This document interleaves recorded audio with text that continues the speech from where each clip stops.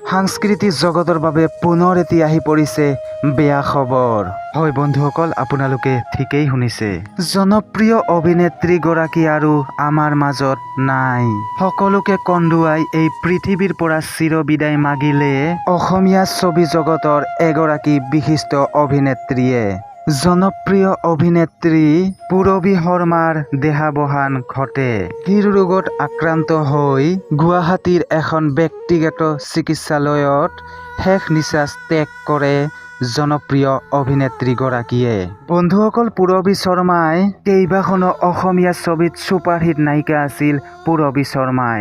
আৰু তেওঁ অভিনয় কৰা কেইখনমান ছবিৰ নাম হ'ল কন্যাদান, সোণ মইনা, পিতা পুত্ৰ আৰু বিধাতা ছবিত অভিনয় কৰিছিল পূৰবী শৰ্মাই।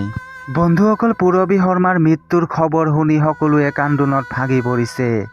আৰু লগতে আমাৰ চেনেলৰ তৰফৰ পৰা তেখেতলৈ বিদায় আত্মাৰ চিৰশান্তি কামনা কৰিছোঁ।